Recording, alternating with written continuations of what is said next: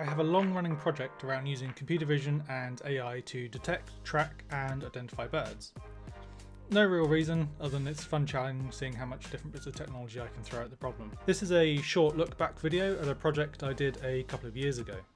I was trying to solve the problem with bird box cameras. These became very popular during COVID and I too jumped on the bandwagon, but quickly realised it was almost a full-time job monitoring the IP camera feed. You can of course use various motion sensors or algorithms, but these tend to be very simplistic, often resulting in false positives, creating a ton of recordings, eating up your hard drive space. It doesn't really solve the problem. But being a computer vision nerd, my instant reaction was, I need to train a model to monitor this. So that's what I did.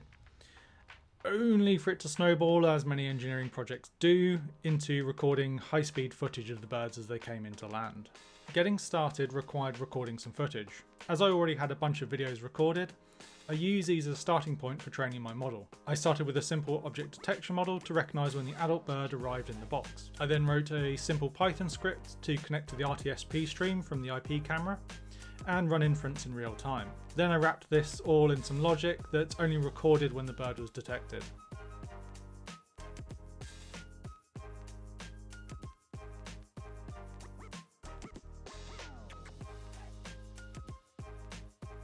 And that was it. Disappointingly quickly, it only took me about a weekend to get this up and running. And of course, not being satisfied about being able to get my teeth into a project, I pushed on. Although it was only a common blue tit that took up residence that year, one of the things that always impressed me was their ability to bullseye the nest box entry hole with such ease and agility every time. I wanted to try and capture this with a slow motion camera. The fastest camera I have access to is a Sony RX100 Mark VII. This is a pretty cool little point and shoot camera. It can do a few seconds recording at 1000 frames per second, but only at something like 420p, but it'll have to do. Of course, one of the downsides with doing high-speed footage is you have a limited buffer for recording. Due to that limited buffer, you can't just leave it recording. I'm sure many of you have seen the slow-mo guys diving for the trigger button after blowing something up before the event gets overwritten in the camera buffer. I had the same problem with the RX100. I would need to watch the entrance to the bird box constantly with my finger poised over the shutter button ready to trigger it. Yeah, I'm not doing that. But my PC can. This time I trained an AI computer vision model to watch the outside of the box using an old USB machine vision grade camera. This lets me have short shutter times to avoid motion blur and low latency to go from image capture to processing. Once I trained my model to consistently detect the bird flying towards the box, the live camera monitors the outside of the bird box and inferenced in real time with our AI computer vision model. When a bird is detected flying towards the box, calculated by simply comparing the positions of subsequent detections, I could then send a trigger signal over MQTT, which was then picked up by an ESP8266 that I had connected to the external trigger of the RX100. Now once that was all up and running, I could do something really neat with it. By placing the camera outside near the box, of course being super careful not to disturb the parents during their feeding runs, I could get some incredible angles. And the best part is, I didn't have to do a thing. The AI model was just sat there doing all the work for me, recognising the bird and triggering the camera for me. I just left it there for about an hour or two, then brought it back inside to have a look at the footage, which just absolutely blew me away. And I'll leave you to enjoy some of those shots now.